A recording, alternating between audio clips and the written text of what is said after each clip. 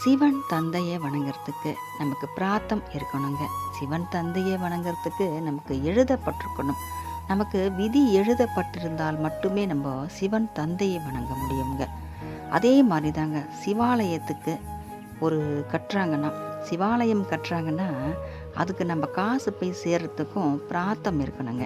யாராவது சிவன் கோவில் கட்ட போகிறோங்க, இந்த மாதிரி உங்களால் முடிஞ்ச ஒரு நன்கொடையை கொடுங்கன்னு கேட்டாங்கன்னா அதுதாங்க நமக்கு ஒரு மிகப்பெரிய ஒரு அரிய வாய்ப்புங்க.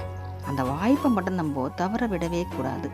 அந்த சமயத்தில் நம்மக்கிட்ட எவ்வளோ காசு இருக்கோ நம்மளால் முடிஞ்சதை நம்ம கொடுக்கலாமுங்க.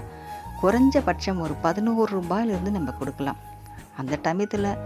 அந்த சமயத்தில் என்கிட்ட இவ்வளோ தான் காசு இருக்குது அப்படின்னு நம்ம நினச்சோம்னா 11 ரூபா நம்ம கொடுக்கலாம்.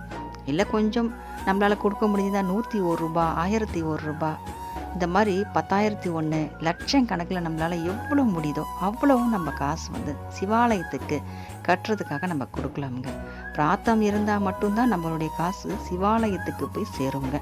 ரொம்ப அற்புதமான ஒரு விஷயம் இது. அதே சமயத்தில் நம்ம சிவாலயம் கட்டும் போது நம்மளால் முடிஞ்சது நம்ம மணல் வாங்கி கொடுக்கலாம், செங்கல் வாங்கி கொடுக்கலாம், சிமெண்ட் வாங்கி கொடுக்கலாம், பூஜைக்கு தேவையான பொருட்கள் நம்ம வாங்கி கொடுக்கலாம். அதே மாதிரி நம்மளால் முடிஞ்சது உடல் உழைப்பும் நம்ம செய்யலாங்க. இந்த கோவிலுக்கு போய் கட்டுறாங்கன்னா நம்மளால் காசு கொடுக்க முடியல, ஆனால் நமக்கு கொஞ்சம் நேரம் கிடைக்குது, நம்மளால் போயிட்டு அங்கே வேலை செய்ய முடியும்னா நம்மளால் முடிஞ்ச வேலையை நம்ம போய் அங்கே சிவாலய கட்டுற இடத்துல போயிட்டு நம்ம போய் செய்யலாமுங்க.